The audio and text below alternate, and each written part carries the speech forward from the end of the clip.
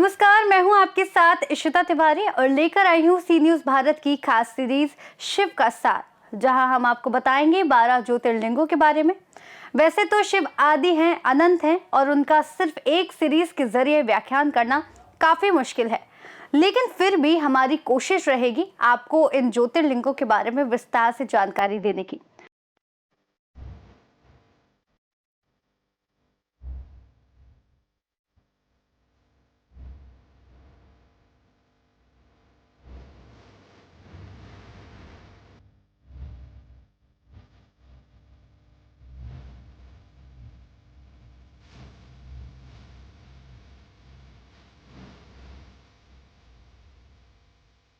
तो चलिए पहले जानते हैं कि आखिर सोमनाथ नाम की उत्पत्ति कैसे हुई। सोम का अर्थ है चंद्रमा और नाथ का अर्थ है स्वामी। पौराणिक मान्यताओं के अनुसार चंद्रदेव ने यही भगवान शिव की कठोर तपस्या की थी, इसीलिए शिव को यहाँ कहा गया सोमनाथ, यानी चंद्रमा के स्वामी। पौराणिक कथा की बात करें तो दक्ष प्रजापति की 27 बेटियां थीं, जिनका विवाह चंद्रदेव से हुआ, लेकिन चंद्रदेव केवल रोहिणी से अधिक प्रेम करते थे। इससे अन्य पत्नियां दुखी हो गई। क्रोधित होकर दक्ष प्रजापति ने चंद्रदेव को क्षय रोग का श्राप दे दिया, जिससे वे धीरे धीरे क्षीण होने लगे। श्राप से मुक्ति के लिए चंद्रदेव प्रभास क्षेत्र यानी सोमनाथ आए और भगवान शिव की तपस्या की। भगवान शिव प्रसन्न हुए और उन्हें वरदान दिया, तुम कृष्ण पक्ष में घटोगे और शुक्ल पक्ष में फिर बढ़ोगे। तभी से चंद्रमा का घटना बढ़ना इसी कथा से जुड़ा माना जाता है और यही शिव ज्योतिर्लिंग रूप में प्रकट हुए। चलिए अब जानते हैं सोमनाथ मंदिर का इतिहास। सोमलिंगम नरु दृष्ट्वा सर्व पापैः प्रमुच्यते। श्री सोमनाथ महादेव के दर्शन मात्र से समस्त पापों का नाश होता है।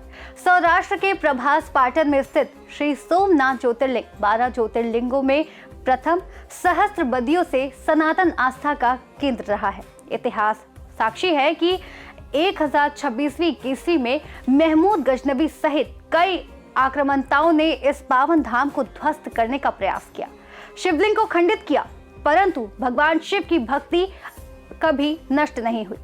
हर विध्वंस के बाद सोमनाथ और अधिक दृढ़ होकर खड़ा हुआ। हजारों भक्तों के बलिदान और अटूट श्रद्धा के साथ आधुनिक पुनर्निर्माण का संकल्प 1947 के बाद सरदार वल्लभ भाई पटेल ने लिया और 1951 में डॉक्टर राजेंद्र प्रसाद के करकमलों से मंदिर का उद्घाटन हुआ। आज सोमनाथ केवल एक मंदिर नहीं बल्कि सनातन धर्म की अमरता, पुनर्जन्म और अडिग आस्था का प्रतीक है, जो संदेश देता है कि बाधाएं कितनी भी बड़ी हों, श्रद्धा उनसे कहीं अधिक शक्तिशाली होती है। चलिए आगे बढ़ते हैं और जानते हैं सोमनाथ मंदिर का रहस्य। सोमनाथ प्रभास पाटन वेरावल के पास जिला गिर सोमनाथ गुजरात राज्य और अरब सागर के तट पर स्थित है। इसकी विशेष मान्यता है कि सोमनाथ के आगे समुद्र पार कोई भूमि नहीं है, इसीलिए इसे पृथ्वी का अंतिम छोर कहा जाता है। सोमनाथ मंदिर से अंटार्कटिका की सीधी दूरी लगभग 9,900 से 10,000 किलोमीटर है और ये दावा है कि इस रास्ते में कोई जमीन नहीं पड़ती, केवल समुद्र। सोमनाथ के पास स्थित वर्ण स्तंभ पर लिखे संस्कृत श्लोक से जुड़ा है, जो प्राचीन भारतीय ज्ञान का प्रतीक माना जाता है। हालांकि ये एक रहस्य है कि ये जानकारी प्राचीन काल में कैसे उपलब्ध थी। सोमनाथ की मान्यताओं की बात करें तो सोमनाथ स्वयं शिव द्वारा संरक्षित हैं। मंदिर टूट सकता है परंतु इसकी शक्ति नहीं। समुद्र की लहरों में ओम नमः शिवाय की ध्वनि गूंजती है। इसके एकमात्र दर्शन करने से चंद्र दोष शांत होता है, मानसिक शांति मिलती है और जीवन में स्थिरता आती है। चलिए बात कर लेते हैं कि क्या है सोमनाथ का धार्मिक महत्व और विशेषताएं। सोमनाथ ज्योतिर्लिंग 12 ज्योतिर्लिंगों में पहला ज्योतिर्लिंग माना जाता है कि मृत्यु से पहले सोमनाथ के दर्शन करने से मोक्ष की प्राप्ति होती है। कहते हैं कि महाशिवरात्रि और विशेष अमावस्या फलदायी होता है। ये मंदिर धार्मिक, ऐतिहासिक और स्थापत्य दृष्टि से अत्यंत महत्वपूर्ण है। समुद्र के किनारे स्थित ये मंदिर अपने भव्य शिखर, इंट्रिकैटली कर्व्ड स्तंभों और सोने की छत के लिए प्रसिद्ध है। इतिहास में ये मंदिर कई बार आक्रमण और भूकंप में नष्ट हुआ, लेकिन हर बार इसे पुनर्निर्मित किया गया, जिससे इसकी मजबूती और धार्मिक महत्व झलकता है।